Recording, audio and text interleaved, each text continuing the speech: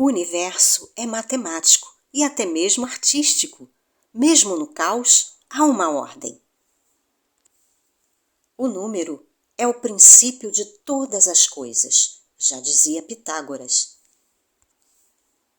O filósofo e matemático grego Pitágoras é considerado por muitos como o pai da matemática. Ele é o fundador de uma cosmologia baseada na matemática, sem misticismo. Ao se dedicarem ao estudo da aritmética e geometria, os pitagóricos começaram a perceber que o comportamento regular de determinados fenômenos pode ser interpretado em termos numéricos ou quantitativos.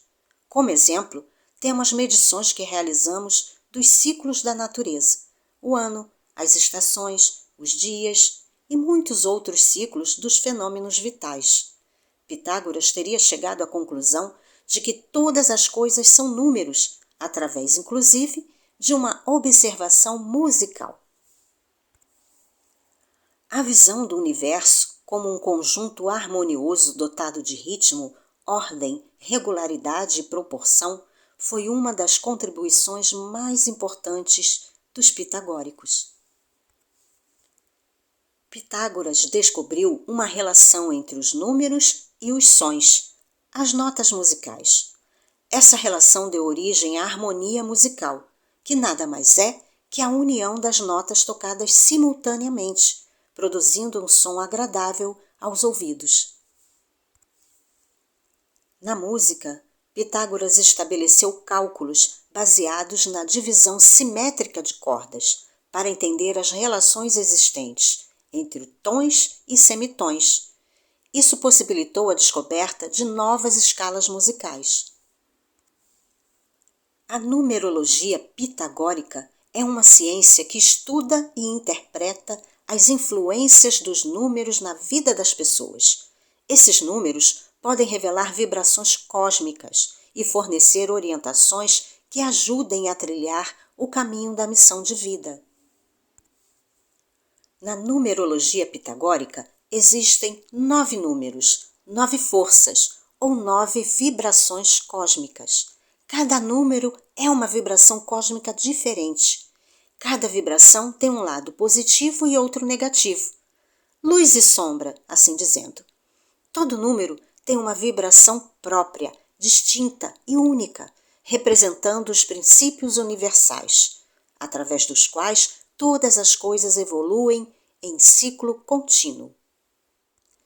Pitágoras foi o criador da tabela que atribuiu um valor numérico para cada letra do alfabeto, que chamamos de tabela pitagórica. Para ele, todas as coisas podem ser transformadas em números e todas as experiências da vida estão contidas nos números de 1 a 9. São 9 números básicos que servem para formar todos os outros. Vamos ver agora, nesse exemplo, como funciona a tabela pitagórica. Pegamos como exemplo o nome Maria. Como nós vamos descobrir a vibração do nome Maria? Nós pegamos cada letra e encaixamos nessa tabela. A letra M está na direção do número 4, a letra A no número 1, a letra R no número 9, assim como a letra I também no número 9, e a letra A no número 1. E então somamos todos esses números, que deu o resultado 24, sendo que sempre nós reduzimos o número a um algarismo apenas. No final, precisa ficar de 1 a 9. Então, com o resultado 24, nós vamos desmembrar esse número, pegando o número 2, somando com o número 4, e o resultado foi o número 6. Segundo a numerologia, o número 6, a vibração desse número 6 é um número de harmonia, equilíbrio, é considerado um número perfeito. Não é à toa que Maria foi o nome dado à mãe de Jesus. Através da nossa data de nascimento, nós podemos descobrir o nosso número de missão de vida, que é chamado de número pessoal. Temos aqui um exemplo da data de nascimento de 12 de setembro de 1985. Para descobrir o número pessoal, é necessário somar todos os algarismos. 1 mais 2 mais 9 mais 1 mais 9 mais 8 mais 5. E o resultado deu 35, sabendo que precisamos reduzir para que fique entre 1 e 9. Então, nós pegamos o número 3 mais 5 e o resultado foi 8. Então, o número pessoal, o número de missão de vida desta pessoa é o número 8. E mais adiante vocês vão saber o que significa cada número pessoal. Aproveite agora, dê pausa no vídeo e faça o cálculo da sua data de nascimento e veja qual será o resultado. Qual algarismo de 1 a 9 é o seu número pessoal? E depois volte aqui para saber a interpretação. E então, se o seu resultado foi o número 1, você é uma pessoa que precisa desenvolver muito a sua iniciativa, liderança, coragem, ousadia, pioneirismo. Se o seu resultado foi o número 2, desenvolva a cooperação, a gentileza, a parceria, diplomacia, a compreensão. Se o seu resultado foi o número 3, você é uma pessoa que precisa se comunicar. Você tem como aptidão a comunicação, a criatividade, expressão, alegria. É o número da Trindade. Se o seu resultado foi o número 4, é o número da estabilidade, da segurança, organização e disciplina. Se o seu número foi o 5, é o número da liberdade, das mudanças, da transição, da aventura, dos riscos, da versatilidade. Se o seu número foi o 6, é o número da harmonia, da responsabilidade, da família, da compaixão e do cuidado. O número 7 é da introspecção, da espiritualidade, reflexão e autoconhecimento. Se o seu número foi o 8, é o número da abundância, da justiça, da prosperidade, do sucesso e da superação. O número 9 é o número da sabedoria, do altruísmo, espiritualidade e generosidade. Vamos agora aprofundar um pouco mais? Vamos aproveitar a energia dos números e trazer agora a teoria dos setênios de Rudolf Steiner, também com a ótica de Cristina Cairo, para compreender todas as etapas evolutivas de nossa vida, onde a cada 7 anos há uma grande transformação e evolução. Vamos conhecer um pouco sobre Rudolf Steiner. Ele foi um filósofo, educador e artista, nascido em 1861. Ele criou uma linha de pensamento que enxerga o homem além do lado material. A esta linha de pensamento denominamos antroposofia, que é uma palavra que vem do grego e quer dizer conhecimento do ser humano. Ele também é conhecido por criar uma nova pedagogia na época, chamada Pedagogia Waldorf, que é um reflexo dessa forma de pensar. Veremos agora em que contexto nasceu a Pedagogia Waldorf. Após o término da Primeira Guerra Mundial, em meio ao caos social e econômico e também ao trauma vivenciado pelos jovens que presenciaram toda aquela carnificina que ocorreu na Europa, houve uma preocupação em reconstruir uma sociedade mais consciente e formada por seres humanos melhores. Diante deste fato, a área da educação teve um foco muito importante, tornando-se um meio pelo qual seria possível construir uma nova realidade. Nessas circunstâncias, em princípio de 1919, Rudolf Steiner, a convite de Emil Moltke, que era o diretor da fábrica de cigarros Waldorf, trouxe novas sugestões e perspectivas sobre temas sociais e educativos, através de palestras proferidas para os empregados da fábrica, em Stuttgart, Alemanha. Como consequência das palestras, surgiu entre os trabalhadores o desejo de que seus filhos também fossem orientados, recebendo educação escolar adequada a essa nova realidade. A partir de então, foi realizado um movimento para a construção da primeira escola Waldorf para crianças. E como funciona uma escola Waldorf? A pedagogia Waldorf tem como principal alicerce da metodologia de ensino a antroposofia, que é a ciência espiritual desenvolvida pelo filósofo Rudolf Steiner, lá no início do século XX. Nessa concepção, a educação se desdobra em setênios, com 3 etapas de 7 anos cada uma. A primeira etapa é chamada de POM, que acontece até os 7 anos de idade, onde o foco é trabalhar para que a criança sinta que o mundo é um bom lugar para se viver.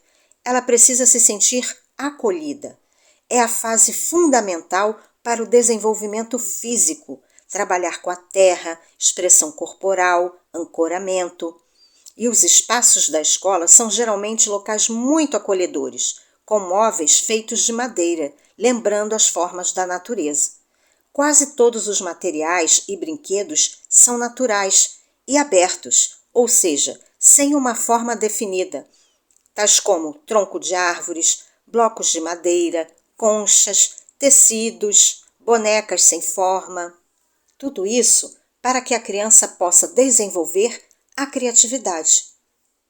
A partir dos 7 anos é trabalhada a fase do belo, onde é estimulada a imaginação e inicia a aprendizagem mais cognitiva. O educador procura sempre trabalhar com os ritmos e temas sazonais, conectando atividades artísticas, histórias e canções para incentivar o interesse e a imaginação das crianças. Nesta fase, as perguntas são estimuladas para que a criança possa gerar suas próprias buscas por respostas. A terceira etapa, dos 14 até os 21 anos, é a fase da verdade, onde o foco é conhecer a verdade do mundo. Para trabalhar isso, a criança conta com a experiência e o raciocínio, utilizando como base o método científico de pensamento crítico. Rudolf Steiner diz que o principal objetivo é proporcionar o despertar harmonioso de todas as capacidades da criança, levando em consideração as esferas física, emocional e espiritual, visando o desenvolvimento integral do ser humano. Então, aqui nesse vídeo hoje que a gente vai falar sobre os ciclos da vida e sobre algumas crises existenciais durante esse ciclo. Então, eu vou utilizar a teoria dos setênios, vou utilizar a numerologia e a astrologia se conversando ali, sabe? Se interligando para poder trazer explicações. Então, olha, deixem o preconceito de lado. Quem não curte astrologia ou numerologia, esquece isso um pouco. Esquece os termos, os rótulos e vamos aos fatos. Então, hoje aqui eu vou trazer os ciclos da vida, divididos de 7 em 7, e eu gostaria muito que vocês prestassem atenção ao que vai ser dito de aprendizado que a gente precisa passar por esses ciclos, né? A cada setênio tem um nível de compreensão e de aprendizado que a gente precisa adquirir para ir evoluindo e crescendo espiritualmente, crescendo em todas as áreas da vida. Então a gente começa com a teoria dos setênios, né, desse primeiro setênio, que eu vou trazer aqui tanto na abordagem de Rudolf Steiner, mas também com a abordagem de Cristina Cairo, que eu considerei bastante a visão dela, porque fez todo sentido nos ciclos da minha vida. Então eu vou juntar esses dois, né, nessa teoria de setênio e trazer aqui para vocês, já mastigadinho. Então, nesse primeiro setênio, que muitos consideram de 0 a 7 anos, que seria o primeiro setênio, na abordagem de Cristina Cairo, ela junta os 2 primeiros setênios em um. Ou seja, esse primeiro setênio fica de 0 a 13. E hoje, nesse vídeo aqui, eu vou ampliar um pouco mais. Eu vou falar sobre outros setênios para vocês verem a interligação. Se quando um setênio está quebrado, não está funcionando bem, a repercussão que dá, né? O que reflete lá na frente, na nossa fase adulta. Então, o primeiro setênio em nossa sociedade, ele já vem bastante debilitado. Essa fase dos 0 aos 13 anos é uma fase onde a criança precisa de nutrição, de acolhimento, de muito amor, de proteção, né? E a gente não tem aula sobre isso, né? Alguém tem aula para ser pai e mãe? A gente aprende nas escolas como ter uma gravidez agradável e harmônica? Não temos, né? Isso seria algo a pensar para colocar no currículo das escolas, como ser pai e mãe de forma harmônica e adequada. Mas então, nessa fase dos 0 aos 13 anos, que todos nós já viemos bem deficientes, né? Primeiro, já é provado cientificamente que a criança, desde quando ela está no útero, o bebê, ela já sente todas as emoções da mãe. Tudo vai refletindo no bebê. Já desde os primeiros dias de gestação, ela capta todas as emoções, tudo que a mãe está vivenciando. Então, se a mãe está passando por momentos difíceis de sofrimento e de dor, a voz até falhou aqui, de sofrimento e de dor, a criança vai sentir tudo. E aí já vai marcando no inconsciente deste bebê. Então, o que a gente precisa pensar nesse primeiro setênio? Como foi a minha fase de 0 a 13 anos? Eu gostaria de trazer essa teoria dos setênios aqui para a gente fazer uma autoanálise, um autoconhecimento de como que nós passamos por essas fases, né? Então, de 0 a 13 era essa fase do acolhimento, do amor, da nutrição. Muitos passam por quê? Pais e mães que se separam quando a criança ainda é pequena, brigas entre casais em relação aos filhos, crianças que já são largadas já desde pequeno, que não recebe atenção, ou então os pais trabalham fora e a criança fica na creche, sendo orientada por outras pessoas que não são seus próprios pais. Então são muitas dificuldades que as nossas crianças passam. Então esse primeiro setênio, ele já vem meio prejudicado, né? Então aí passa-se para o segundo setênio.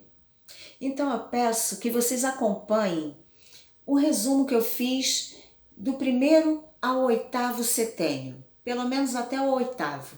Eu fiz um resumo das principais características, dos aprendizados que precisam ter nesses setênios e vocês vão fazendo a análise.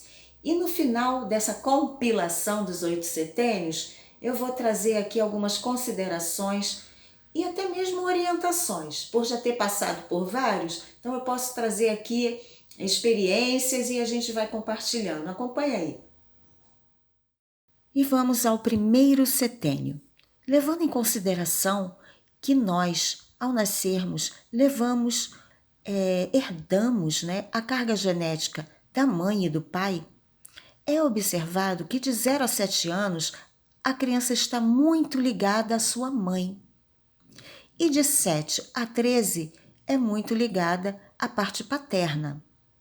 E nesta fase, precisa haver o acolhimento dos pais. É a fase da nutrição, a fase da criança se sentir amada.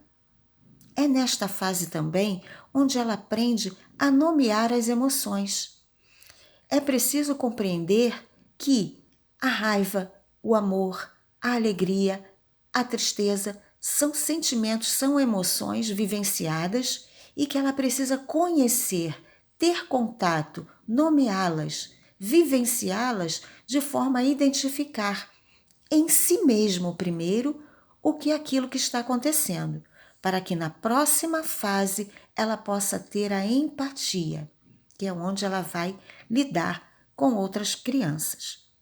Em nossa sociedade, nós já passamos por esse primeiro setênio de forma muito capenga, muito desarmônica.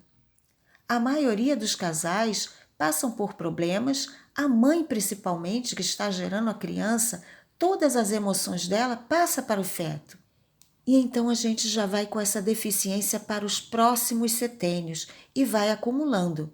Esse primeiro setênio eu vou deixar sinalizado aqui, porque ao final do vídeo vocês vão saber como a gente pode harmonizar essa parte que ainda em nossa sociedade ainda se encontra muito deficiente.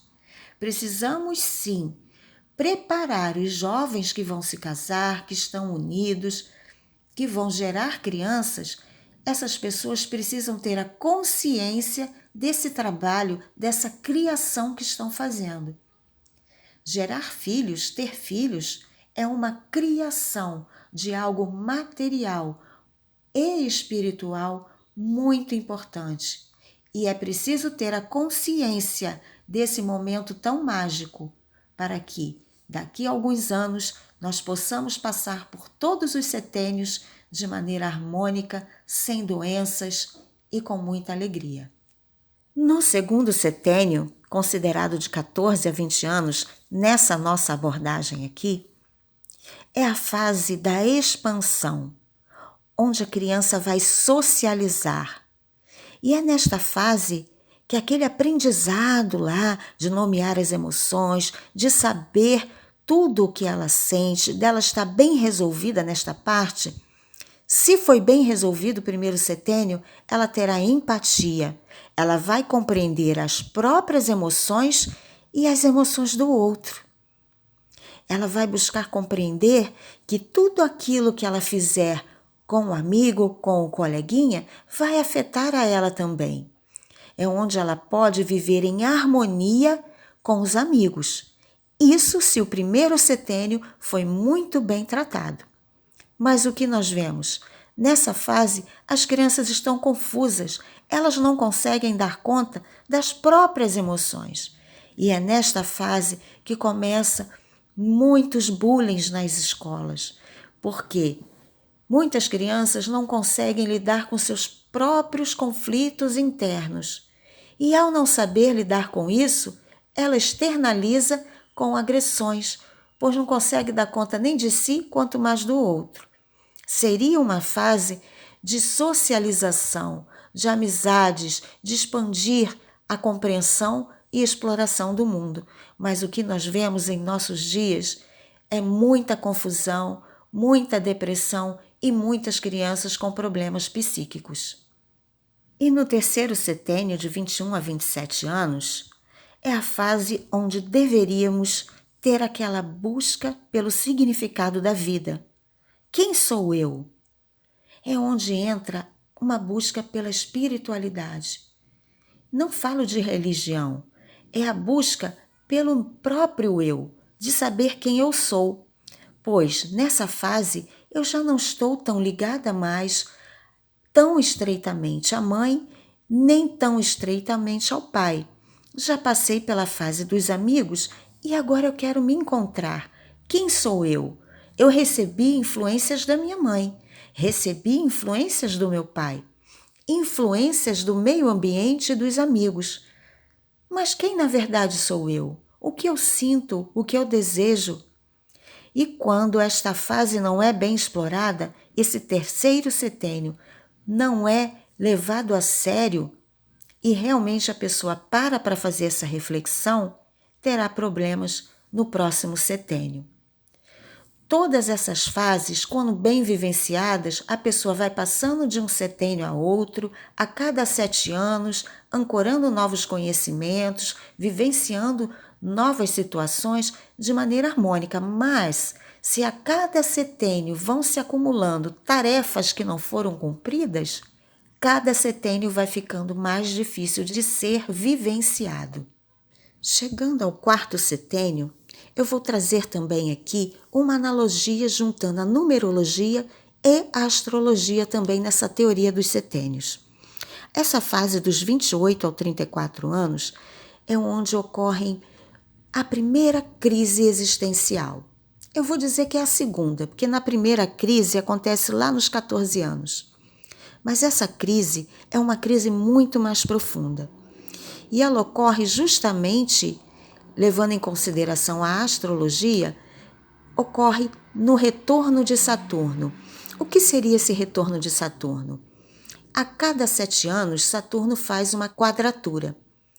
Aos 14 faz uma oposição, depois aos 21 mais uma quadratura e aos 28 fazendo seu retorno, um giro completo.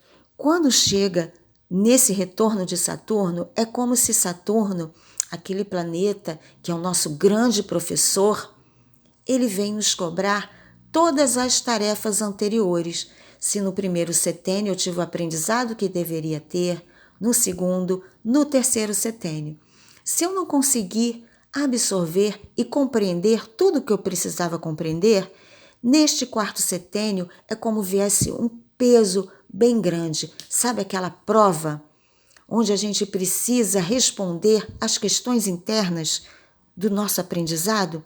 E aí ocorre essa crise existencial. E a pessoa começa a refletir para entender as suas próprias emoções. E quando isso não foi bem trabalhado nos setênios anteriores, ela entra em colapso. Suas emoções afloram de maneira desarmônica. Se ela não conseguiu trabalhar no terceiro setênio a questão do quem sou eu, ela entra numa confusão mental muito grande e aí começa a ter um sofrimento. Nessa fase, é muito importante ter um acompanhamento, até terapêutico, para quem realmente não conseguiu dar conta dos setênios anteriores. É uma fase onde os pais, os amigos precisam ajudar esses jovens que estão passando por esse sofrimento. Nós vamos falar ao final do vídeo de como tudo isso pode ser harmonizado para que não chegue ao ápice da pessoa tirar a sua própria vida. Mas quando a pessoa consegue lidar com todas as situações e teve, através dos setênios anteriores, alguma compreensão, não foi um setênio totalmente harmônico, mas pode ser que a pessoa tenha realmente tido alguma ajuda, conseguiu ter alguma compreensão, absorveu algum aprendizado, ela consegue entrar no quarto setênio.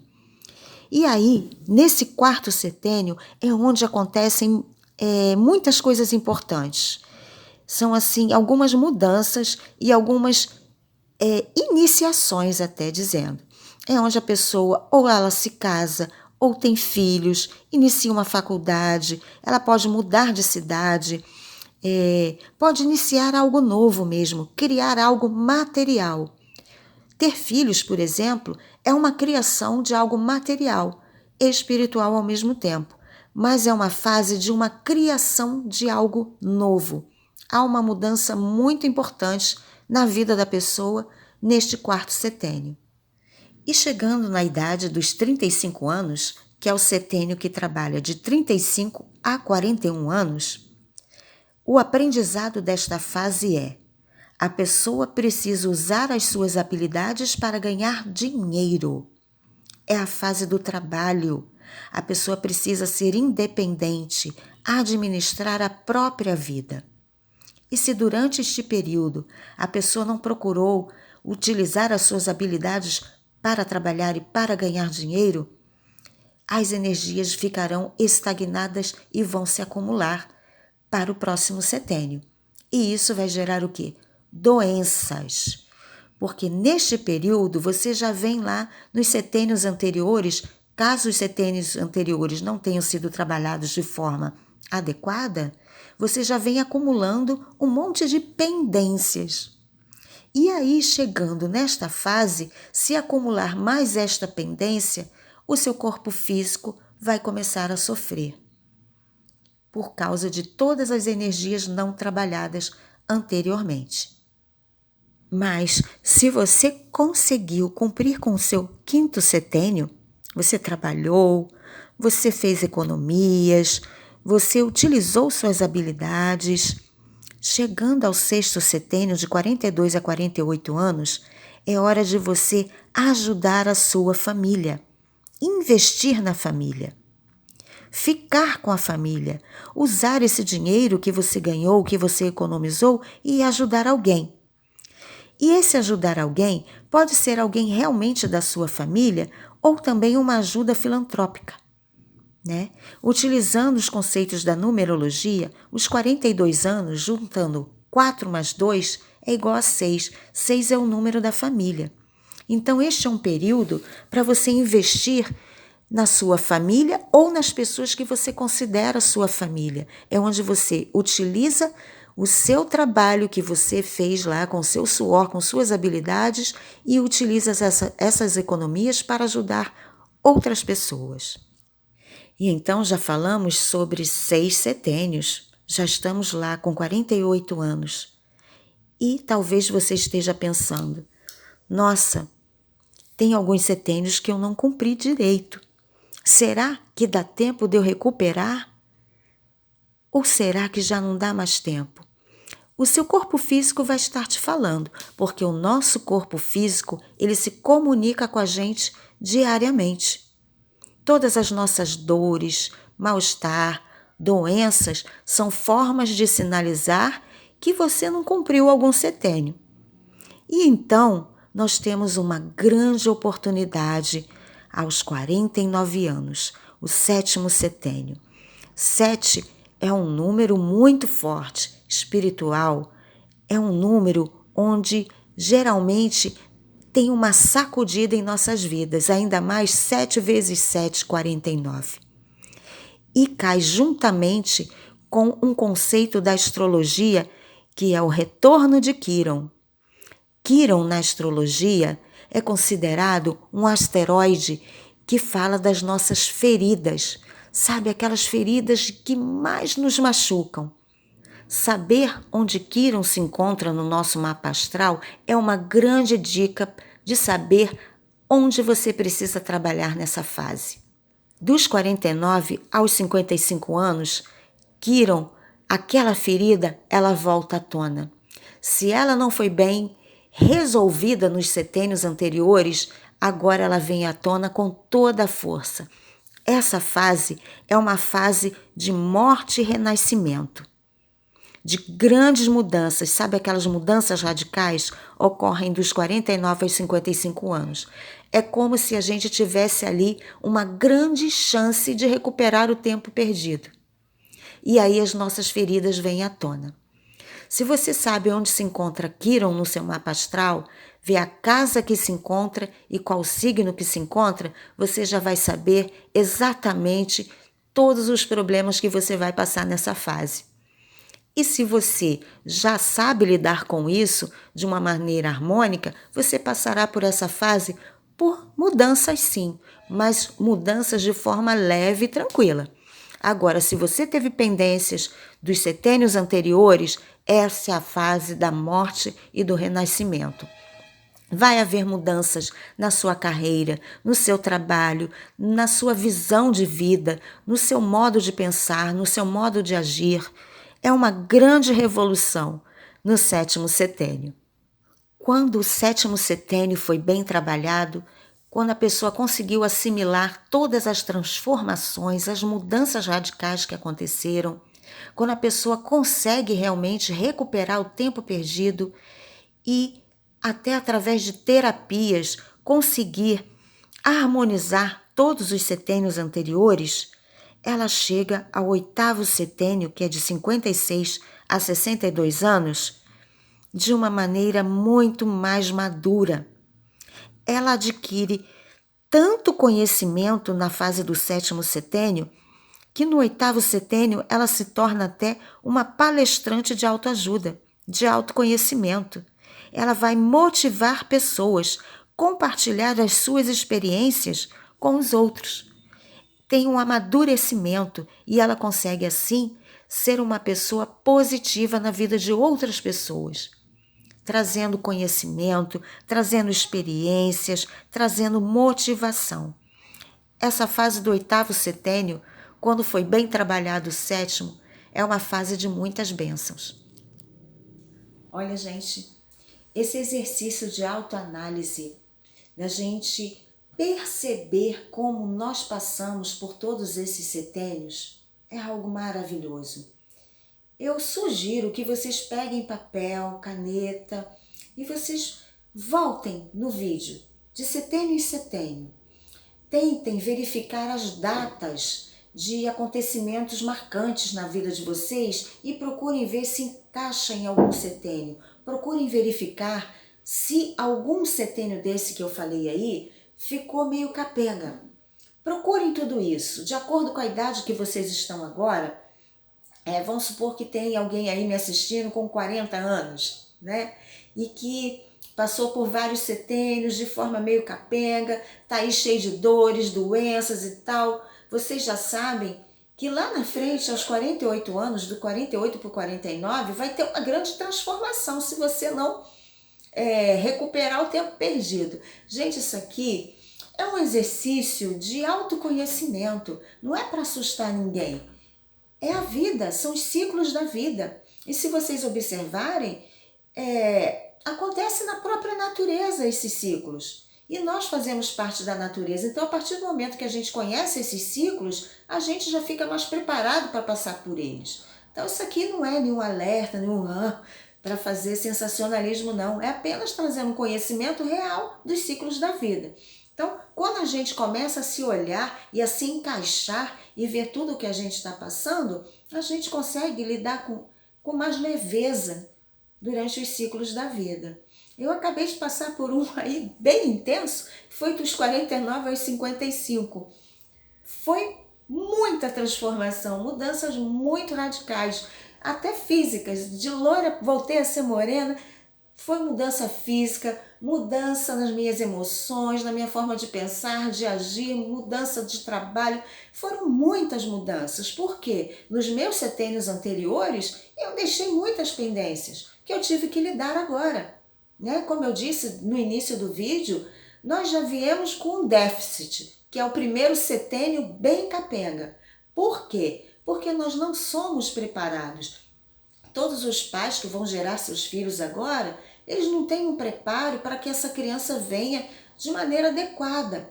E o que a gente precisa olhar agora? Sabendo disso, nós até podemos montar meios de fazer com que as próximas gerações possam ter meios melhores de lidar com isso, né? Possam ter mais embasamento, mais conhecimento. Então, todos esses setênios que vocês viram aí, eu falei de 3 crises aí no meio disso tudo, que é a fase de mudança de 13 para 14 anos, né? A fase dos 28 anos, dos 27 para os 28, que é uma crise também muito profunda, e essa crise dos 49 e 50 anos, que é aquele sacode mesmo para que você possa olhar para trás e ajeitar toda a bagunça que ficou lá nos setênios anteriores. E aqui eu trago agora como a gente pode passar por essas 3 crises de uma maneira melhor. Então, lá na primeira crise lá, né, do segundo setênio, segundo para o terceiro setênio, a gente pode já preparar as nossas crianças fazendo um mapa astral. O mapa astral da criança já vai mostrar onde está a ferida dela, que é o Quiron. O Saturno, que é o grande professor, onde tem Saturno no mapa, é uma área onde também precisa ser olhada.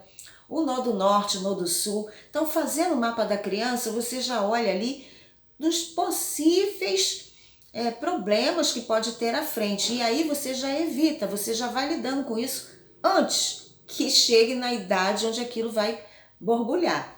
Então, o meu conselho é esse, já faz o mapa do seu filho. Outra coisa, trabalhe com florais.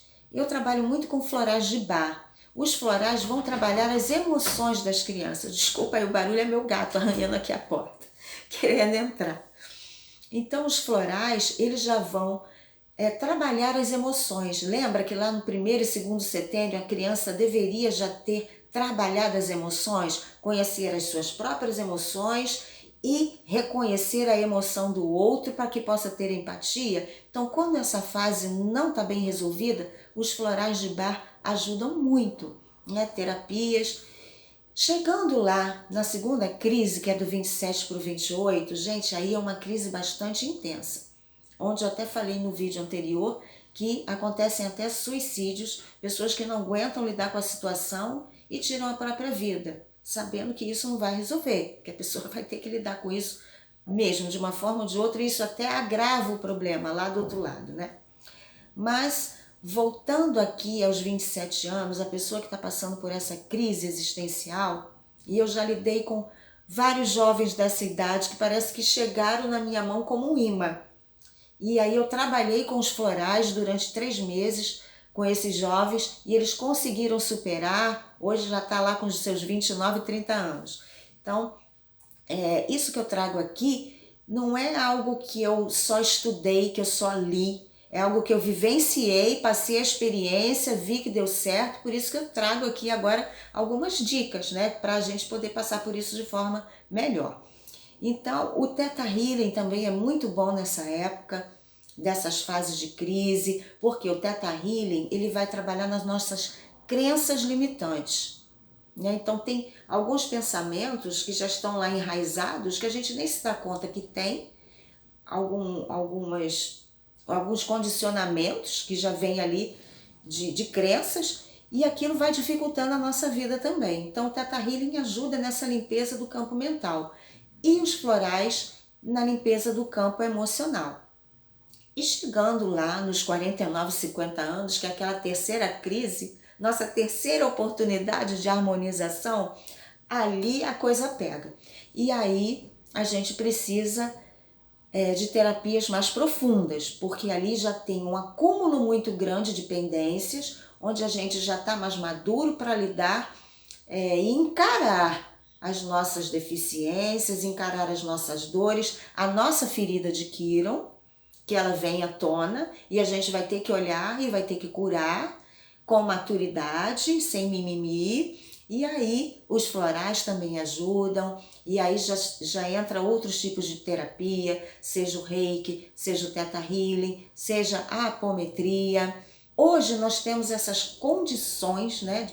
Temos esses meios de conseguir transmutar todas as nossas dores, o que também diz de sombras, tudo o que nos causa dor, né? Quando a gente passa por todos os setênios cuidando deles da maneira adequada, nós chegamos numa idade lá dos seus 60, 70 anos com muita saúde. Mas para isso a gente precisa encarar todas essas deficiências e essas pendências que ficaram. Bom, até o momento, vimos algumas abordagens que mostram a importância e o significado dos números em nossas vidas. Iniciamos com a teoria dos números pelo filósofo e matemático Pitágoras, que afirmou que um número é o princípio de todas as coisas. Vimos a relação entre os números e os sons, através da teoria musical. Passamos pela tabela pitagórica, onde foi mostrada a vibração dos nomes e o número da missão de vida, que é o nosso número pessoal. E chegamos na teoria dos setênios, mostrando que a cada 7 anos acontece uma transformação e assimilação de aprendizados. E agora, veremos o significado dos números de uma maneira mais aprofundada, resgatando conhecimentos milenares, como o tarô, a astrologia e a astrosofia, assim como também a abordagem teosófica de Helena Blavatsky. Numa palestra proferida anos atrás por Newton Schultz, que traz os conhecimentos da eubiose, que é considerada a teosofia brasileira, ele descreveu as 7 etapas da criação da seguinte forma. Segundo sua narrativa, Atlântida tinha 7 cidades e mais a 8ª, que representava o ápice. Cada cidade com uma trindade, representada pelo triângulo ou uma pirâmide. Cada pirâmide simbolizava os aprendizados que os habitantes daquela cidade deveriam assimilar. Quando alguma pessoa alcançava a assimilação total do aprendizado daquela pirâmide, era conduzido à próxima cidade, para continuar a caminhada, até chegar à plenitude da 8ª cidade. E a partir de agora, nós vamos fazer algumas correlações entre os conhecimentos da teosofia, da astrologia, da numerologia e do tarô. De acordo com a ilustração, vocês podem verificar os números de 1 a 22, que simbolizam os 22 arcanos maiores do tarô, que num estudo mais aprofundado mostra claramente a jornada do herói, ou também chamada jornada do louco. Perceba que no centro de cada pirâmide temos o número 6, pois a soma dos números contidos em cada pirâmide resulta em 6, que é o número perfeito. Na numerologia, O número 6 simboliza a harmonia, a responsabilidade, a compaixão, o cuidado, a família. É um número que tem a ver com os relacionamentos familiares, afetivos e interpessoais. E vamos agora trazer o conhecimento do tarô em relação à carta número 6, que se chama Os Enamorados. É uma carta que simboliza escolhas e livre-arbítrio. E vocês vão ver agora a correlação de todos esses conhecimentos e entender o porquê que o número 6 se encontra no centro de cada pirâmide. Olhando para a imagem desta carta, que é o sexto arcano maior do tarô, essa carta representa um homem dividido entre duas mulheres. A carta remete para uma escolha que deve ser feita. Como conselho, este arcano pede para olhar para o coração e perceber que já há uma decisão que foi tomada, e a partir daí é só seguir o coração.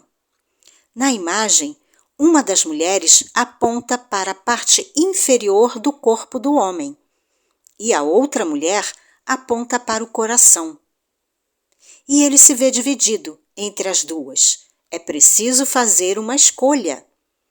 A mulher que aponta para baixo simboliza o profano, e a que aponta para o coração simboliza o divino. Ele precisará fazer a escolha olhando para o coração, onde o amor não é baseado em paixões carnais, e sim no amor perfeito e divino. A lição desta carta é aprender a fazer escolhas acertadas, baseadas na fixação de aprendizados vivenciados.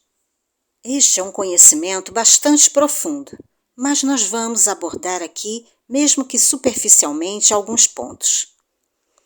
Na imagem, nós podemos ver o número 6 no centro de cada pirâmide, onde fica claro que em toda a caminhada faremos escolhas para encontrar ou voltar ao equilíbrio perfeito.